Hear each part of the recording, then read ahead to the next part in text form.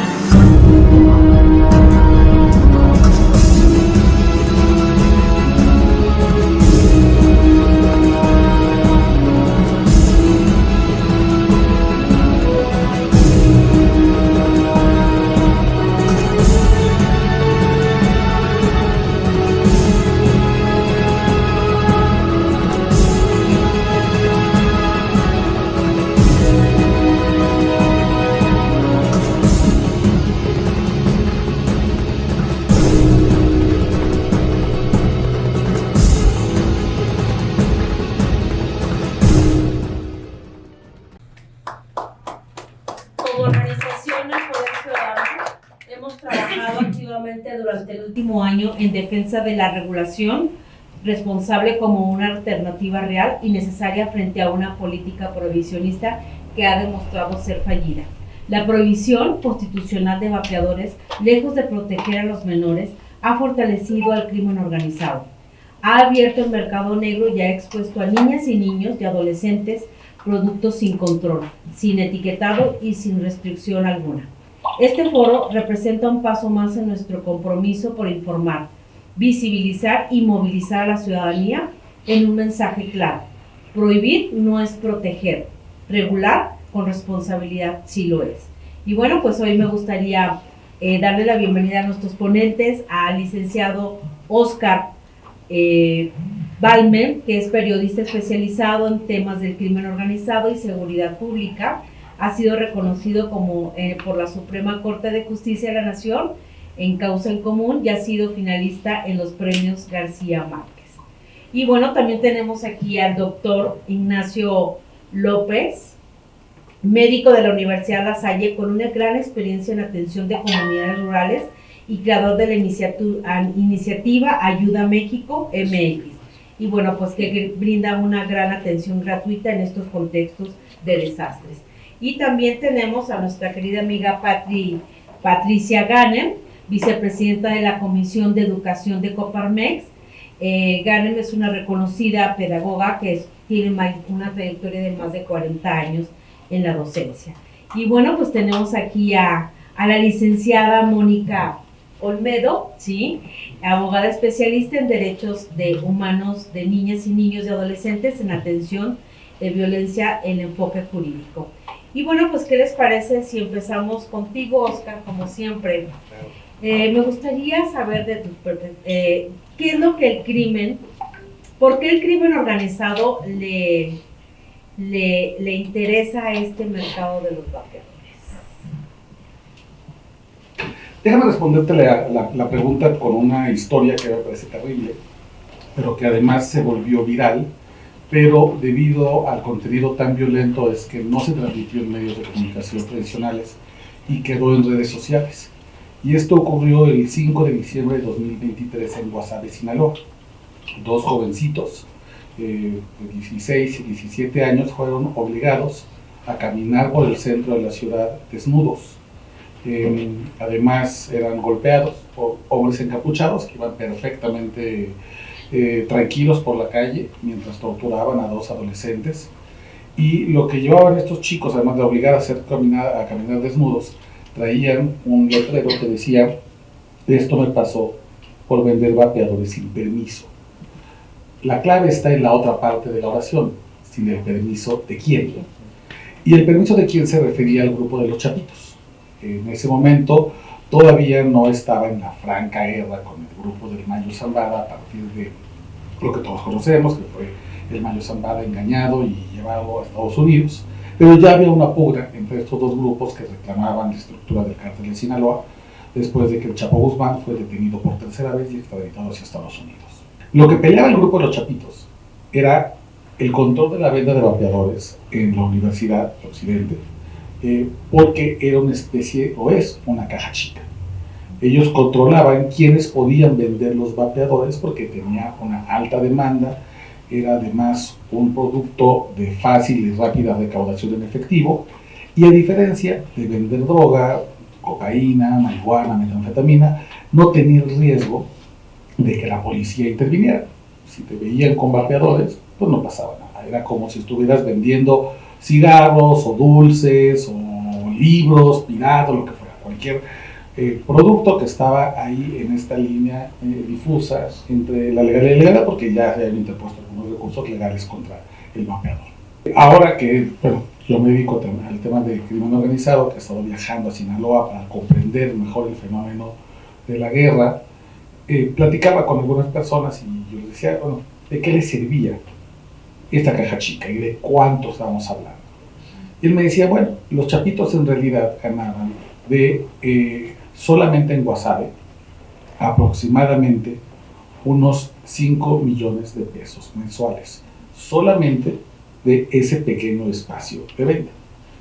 Y Guasave no es un municipio turístico, entonces habrá que descontar, por ejemplo, todo lo que pasa en la dinámica económica de la capital, como Culiacán, lugares turísticos como Mazatlán, espacios donde la gente le gusta ir a las bodas por los paisajes maravillosos como son los mochis.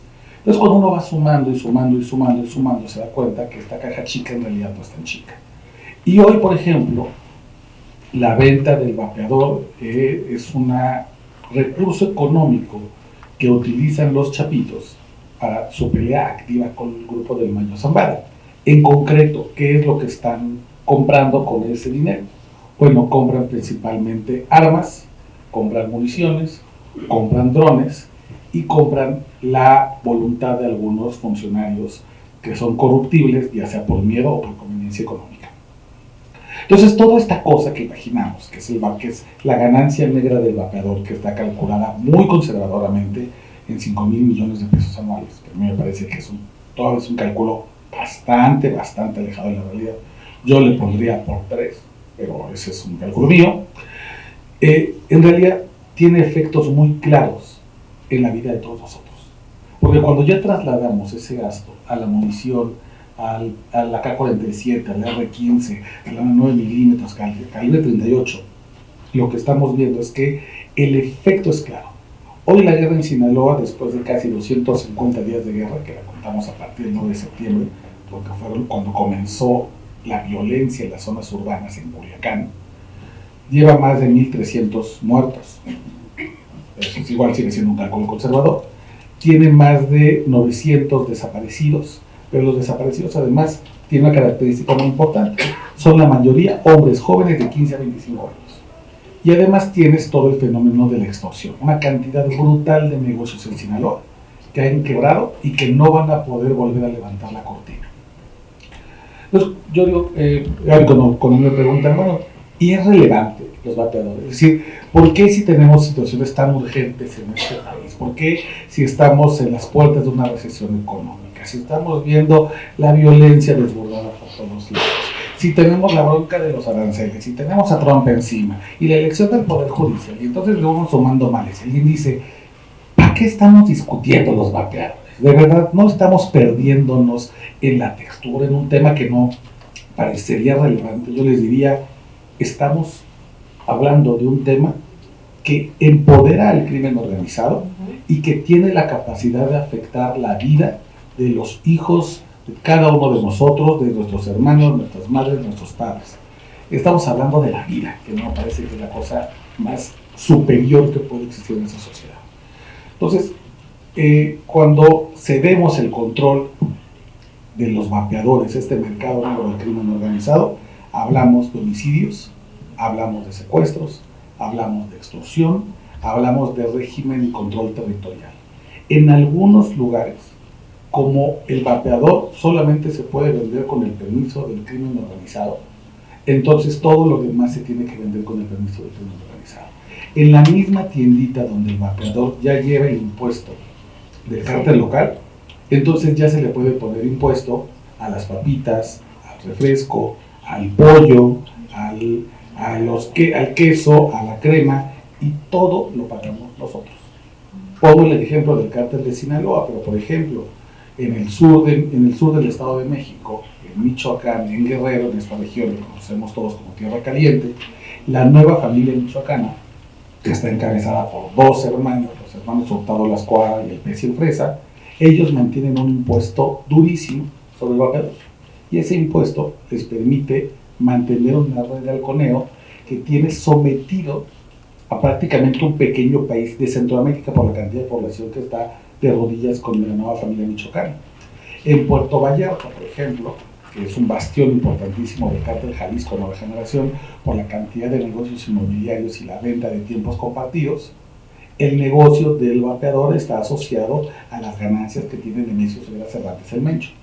En Quintana Roo, donde están nuestros grandes joyas turísticas, Tulum, Playa del Carmen, Cancún, el gran impuesto criminal lo coloca el cártel de Sinaloa. Y con ese dinero están mandándole financiamiento para que se pueda mantener la guerra en lugares como Chihuahua, o en lugares como Durango, o en lugares como el desierto de Sonora, donde todos los días nuestros hermanos migrantes intentan cruzar y son detenidos por grupos armados que tienen una muy buena tecnología, mejor que la policía, y son secuestrados y golpeados y les exigen a sus familias que les manden giros de rescate, y eso se paga con dinero de los vapeadores. Aquí mismo, en la Ciudad de México, muy cerca de donde estamos, en la zona centro, hay una pelea silenciosa, pero muy sangrienta, entre los dos grupos criminales más importantes de esta ciudad, la Unión Tepito y la Antiunión. Y si ustedes ven redes sociales y siguen estas cuentas que van cuenta de la nota roja de todos los días, van a ver que todos los fines de semana hay chavitos de 14, 15, 16 años asesinados en la calle de República de Brasil, en la calle de República de Cuba, atrás en Moneda, atrás del Palacio Nacional, y está realmente esa guerra, está en gran parte peleando mercados ilícitos como los vapeadores. Entonces, para responder a la pregunta, ¿qué se están peleando? Se pelean el financiamiento para la supervivencia del conflicto. Y eso es aterrador. Entonces, cuando decimos hay que hablar de los vapeadores, yo diría, hay que hablarlos con la misma urgencia con la que desde hace 18, 19 años hablamos de la violencia homicida en México. Gracias, Oscar. Y fíjate que ahorita le comentaba esa parte. Justamente es uno de los temas que decíamos, la recaudación. Si estuviera regulado, pues tendríamos esta recaudación tanto de los que producen los vapeadores como de aquellos que consumen. Y esto se pudiera utilizar obviamente en lo que viene siendo hospitales, medicamentos, incluso en tratamientos. Doctor Ignacio, bajo la perspectiva médica, ¿cómo vemos este tema de los vapeadores? Hola a todos, buenos días. Pues, a ver, desde la perspectiva médica es un poco complejo el tema, porque obviamente el doctor que dice que los vapeadores son una alternativa para dejar el cigarro, va a ser un doctor que lo van a crucificar allá afuera. Sin embargo, tenemos que alzar la voz. Eso es algo que nosotros tenemos que alzar la voz y tenemos que ser muy claros diciendo el vapeador o el cigarrillo electrónico, que un cigarrillo electrónico tiene líquido, no es ese cigarrillo que calienta el tabaco. Es muy importante que nosotros, digamos, con los niños y los adolescentes no, pero con las personas que actualmente son fumadoras y que no lo van a poder dejar, es una gran opción. Para esto hay que hablar de una cosa que se llama riesgo reducido. Es algo que es un término que se ha venido acuñando ya desde hace muchos años, pero pues en los últimos años con esta prohibición del vapeo todavía más. ¿Qué es esto de riesgo reducido? Para explicarlo en los términos más fáciles, son cosas que nosotros, ante una actividad que tenemos de riesgo, nosotros buscamos tener el menor riesgo posible. Vamos a explicarlo de una manera más fácil. Los coches cuando se inventaron, íbamos en el coche, chocaban y la gente salía volando. Hoy en día le pusieron un cinturón de seguridad justamente para eso. El cinturón de seguridad es algo que reduce el riesgo. No lo quita por completo, pero lo reduce. De esta igual forma es el vapeador. Hoy en día los vapeadores pueden ser una gran alternativa para reducir el riesgo. Ojo, el vapeador que esté debidamente regulado. ¿Por qué? Porque volvemos a este gran negocio que nos acaba de explicar Oscar, ¿no? Es un gran negocio, pero no sabemos qué tiene, ¿no? Obviamente a ellos, si es una guerra que ha dejado muchos muertos en nuestro país, lo que menos les importa es qué se va a estar fumando la persona a la que se lo dan. Lo que menos les importa es de qué estrato social es, alto, medio, bajo, el que sea. Ellos solamente van a buscar colocar su producto, que se lo fumen, que hagan lo que ellos quieran, para que mañana o pasado vuelvan a ir con eso, ¿no?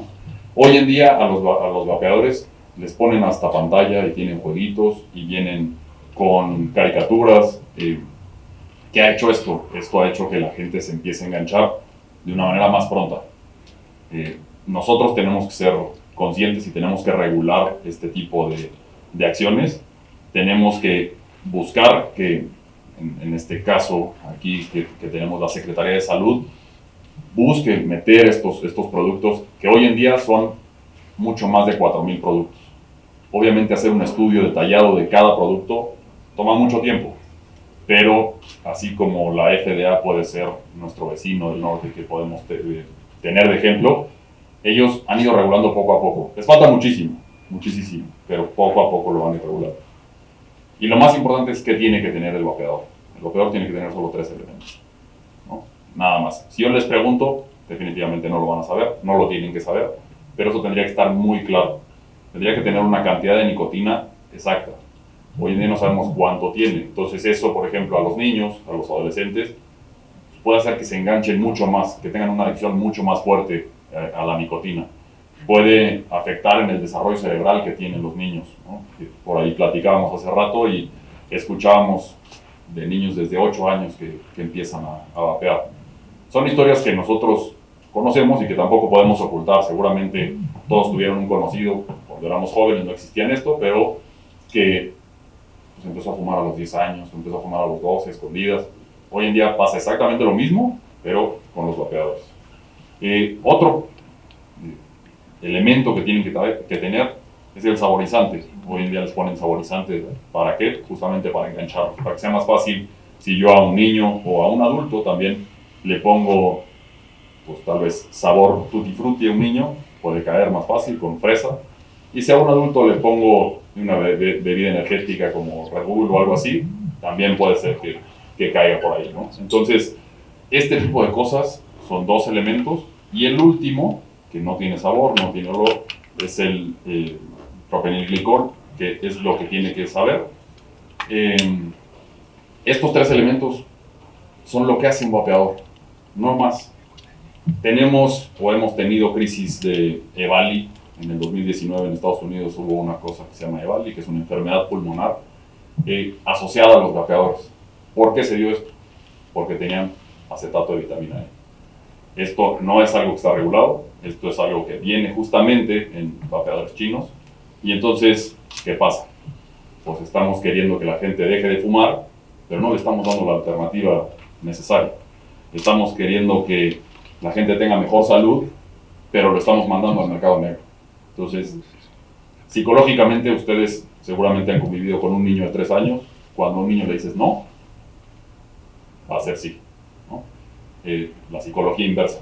A nosotros nos pasa lo mismo. La prohibición lo único que va a hacer es, vamos a prohibirlo, y se nos va a antojar más, ¿no? Vamos a querer. Y entonces ese tipo de cosas son las que nosotros tenemos que evitar. Nosotros con los padres de familia, con los medios, tenemos que ir poco a poco educándonos, todos.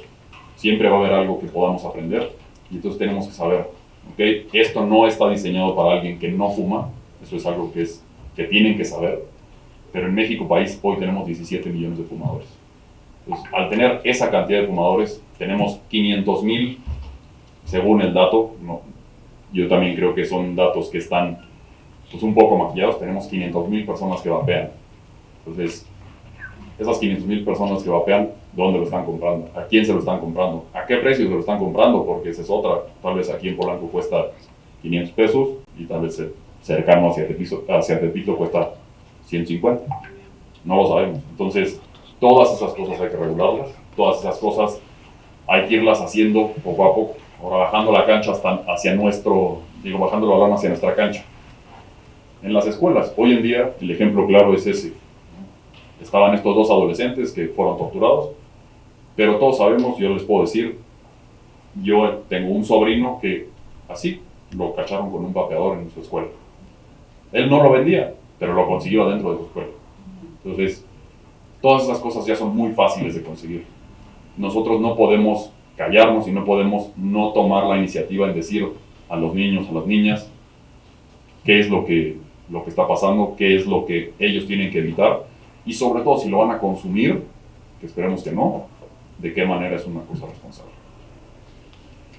Creo que esa puede ser la perspectiva médica explicada de la forma más sencilla. Muchas gracias. De ahorita recordaba un poco esta parte, Oscar, doctor. En estos últimos meses, como Poder Ciudadano, hemos estado dando pláticas en las secundarias y en las universidades acerca de este tema del vapeo. Y en una de ellas estuvimos entre lo que es secundaria y preparatoria y platicando con ellos, nos decían, un grupo que era de 10, decían, oye, pero es que nosotros con eso nos vamos a pagar la graduación, porque estamos vendiendo los vapeadores. Dice, y entonces decía, pero es que saben a fresa. Y el más famoso era el de café, ¿sí? Y entonces ahí es donde nos preguntábamos, bueno, entonces, fíjate, los jóvenes por querer hacer algo bueno, están apoyando sin darse cuenta al crimen organizado, pero también están llevando a sus propios compañeros a un tema complicado de salud, ¿sí? Y platicando con ellos es que se los compraban a un señor en una casa, a oscuras, sin saber de qué se trataba, pero les daba un muy buen precio para venderlo. Entonces, sí es un tema que hemos visto, que nosotros como organización siempre estamos buscando ver esas iniciativas que nos afectan a todos, ¿no? Y en este caso es la salud, recaudación, el crimen organizado. Y me gustaría irnos con Patricia Ganem para que nos digas qué hace que un niño o un adolescente se haga adicto a un vapeador. En el caso de los niños, de los adolescentes, hay toda una dinámica que permite que sean mucho más vulnerables a caer en las redes de este tipo de consumo. Primero, la influencia social. En niños o adolescentes que no están acostumbrados al consumo de algo, esta percepción de que es menor riesgo vapear los pone en una condición mucho más vulnerable. Es decir, es un elemento de estas edades que debemos de considerar para efecto de no ponerlos en esta condición de estar en la clandestinidad. Luego hay un elemento muy importante.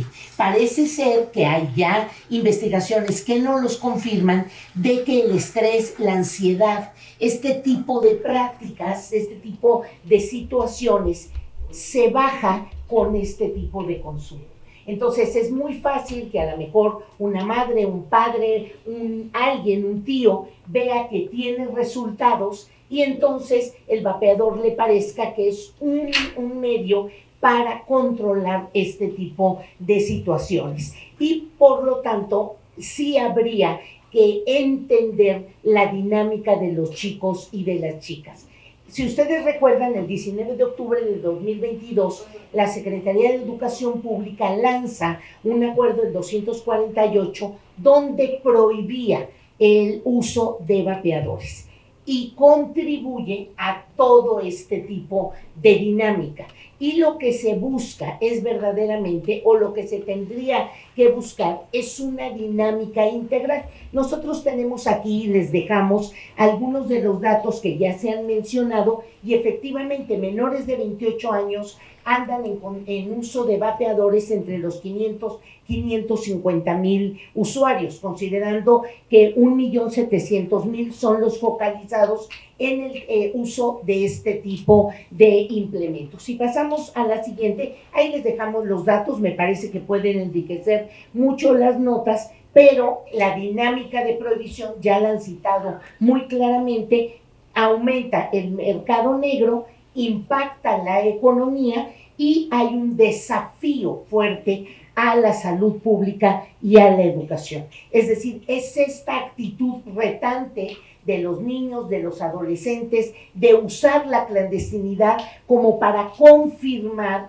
un poco este ser adolescente. Entonces, de veras los ponemos en más vulnerabilidad. En la siguiente lámina, lo que les estamos dejando es un poco más de estas consecuencias: creer que estamos desplazando el riesgo, afectación a la elección libre, como puede ser en un caso médico recomendado o en una situación, bueno, pues que hay para los adultos todas estas posibilidades, y las contradicciones normativas. Estamos frente a normativa prohibitiva, pero no hay un planteamiento que nos lleve verdaderamente a una regulación integral. Y esta es nuestra última lámina, donde queremos plantear que esta estrategia integral implique primero el involucramiento de todos. No puede ser que se regule en la Constitución o que se regule desde la Secretaría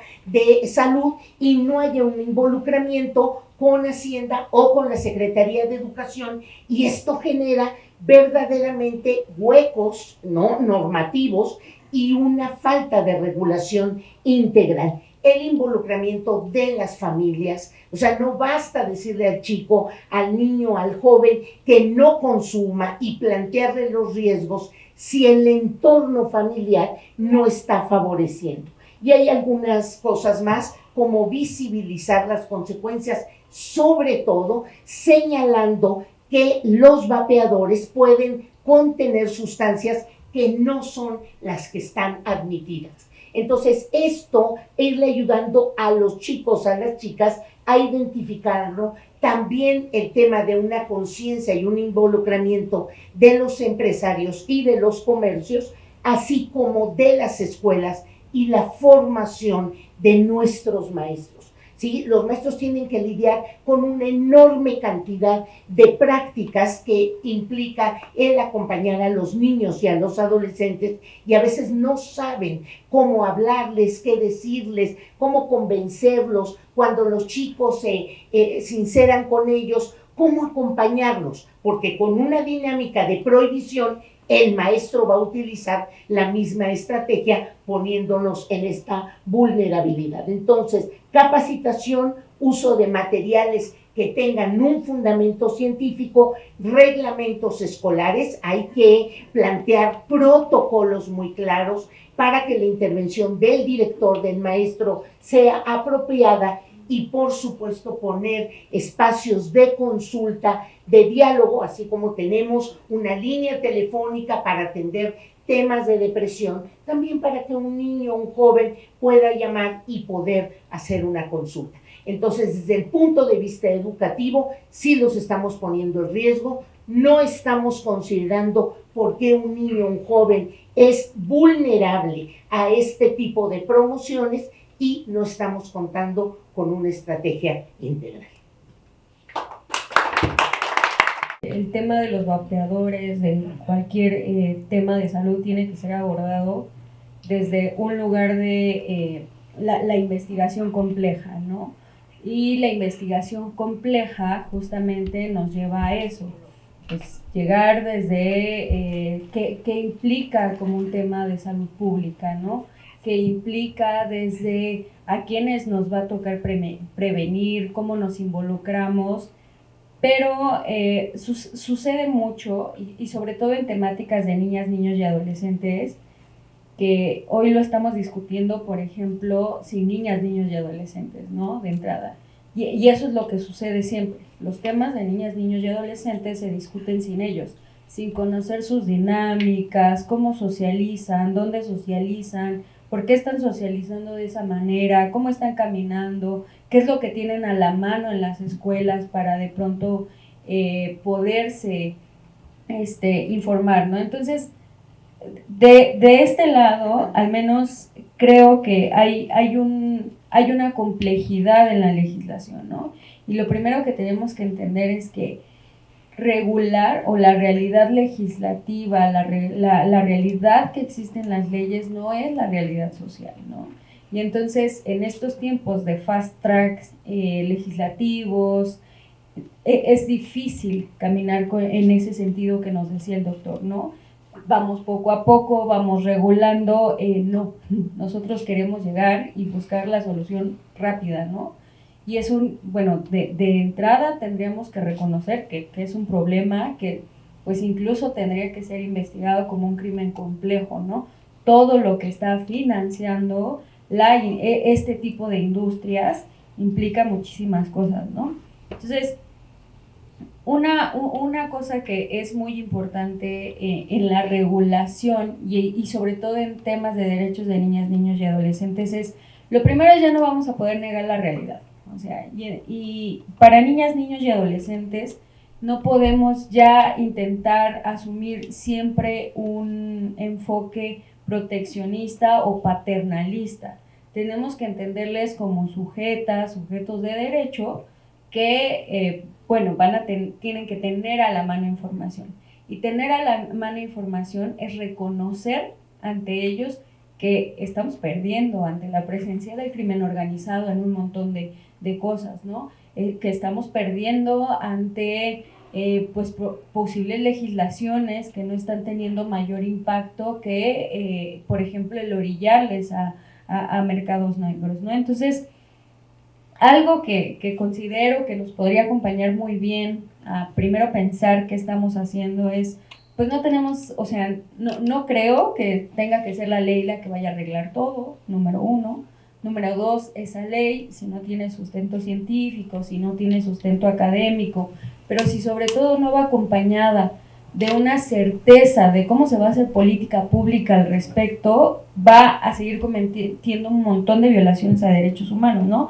Por ejemplo, algo tan sencillo como una recomendación de los derechos del niño, del Comité de los Derechos del Niño, que es la recomendación 15, que es 2013.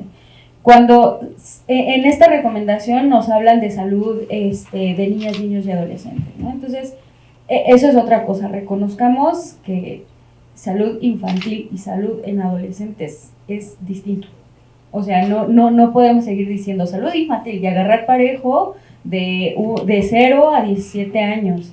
Eso ya es algo, ya en sí mismo nos está complejizando todo, ¿no? Entonces, cuando hablamos de la salud infantil, en esta recomendación lo que nos dice el comité es simple y sencillamente hay que abordar la salud desde la prevención de cualquier consumo nocivo hasta la atención que se vaya a dar en el tú a tú en el día a día, ¿no? Entonces, cuando nos plantea eso, pareciera que entendimos qué decía, pero no lo estamos entendiendo. Por ejemplo, cuando llega esta prohibición solamente se eleva a nivel constitucional, pero no va acompañada de quiénes son los responsables de generar la política pública. No nos está diciendo cómo se van a coordinar, si va a haber un nuevo sistema, si hay un programa específico, si va a hacer la creación de nuevas estructuras o vamos a aprovechar las estructuras que ya existen, ¿no? Entonces, también eso nos lleva a muchísimas lagunas. Hay otra parte en la que pienso que nos podría ayudar mucho y es pues las metodologías de participación de niñas, niños y adolescentes, ¿no? Ya sabemos que es un momento de fast tracks legislativos raros, ¿no? Y que entonces de pronto un día amanecemos y ya nos cayeron 8 reformas, y ya nos cayeron 6, ¿no? Y nadie entendió cómo pasaron, quién las va a regular, nadie entiende cómo las vamos a operar, pero acá seguimos, ¿no? Entonces, algo que tenemos que empezar como a caminar es si niñas, niños y adolescentes pueden opinar de esto, o sea, no es que puedan, es que tenemos que generarles los espacios, tenemos que empezar a entender sus realidades, porque por más que queremos, por más involucrados que podamos estar viendo, no sé, niñas, niños, adolescentes todos los días, no estamos en entendiendo sus realidades, ¿no? Y pues es que la experiencia de la infancia o de la adolescencia en México solamente la tienen ellos, ¿no? Entonces, eso es una. Y la otra, creo que es la corresponsabilidad, o sea, todo el tiempo pareciera que en temas de niñas, niños y adolescentes los únicos responsables son los maestros y los papás, ¿no? Y nos quitan responsabilidad a todo el mundo, ¿no? Y la crianza realmente es comunitaria. Entonces, si la crianza y la formación son comunitarias, ¿por qué no les estamos pidiendo a las empresas? O sea, ¿por qué no lo estamos regulando a tal grado que las empresas también se tengan que hacer cargo de cómo se van a informar sus efectos, cómo se va a ir informando todo esto, ¿no? Es muy similar al tema de los videojuegos, y disculpen que la comparación sea tan simple, pero siempre decimos es que los papás tienen que supervisar qué están haciendo sus niñas, niños y adolescentes. Sí, pero yo a esas cosas no les sé ni mover, y probablemente la mayoría de los papás y las mamás tampoco lo sepan, ¿no? Entonces sí tendría que pasar por una responsabilidad también de las empresas que ya tienen que empezar como a moverse a temas de gobernanza en cuanto a derechos humanos, ¿no? Entonces, sí, sin duda estamos haciendo un atropello total de los derechos de niñas, niños y adolescentes, pero estos derechos no van solo en el sentido de dejarles saber la información, ¿no? O de que tengan acceso a, sino que se niega el acceso por completo y no les estamos protegiendo. Eso implica que rompamos cualquier canal de comunicación que haya para prevenir incluso el consumo, ¿no? Eso nos quita cualquier posibilidad de que haya una prevención o algo más estructurado antes de. Entonces, bueno, lo dejaría hasta ahí. Gracias. Gracias, Mónica. Yo lo que he escuchado hoy en esta mañana es: la prohibición no resolvió el problema, solo lo agravó. El crimen organizado pues se ha beneficiado de gran medida de toda esta prohibición. Y bueno, y también lo hemos visto en muchos países que la prohibición no funciona. Los menores de edad pues tienen mucho más acceso a este producto y muchas veces, como decías ahorita, afuera de la escuela o dentro de la misma escuela. Y bueno, pues lo que nosotros pensamos y hemos estado analizando que es momento de rectificar, ¿sí? Y de buscar una regularización de una manera efectiva. Es por eso también que Poder Ciudadano durante el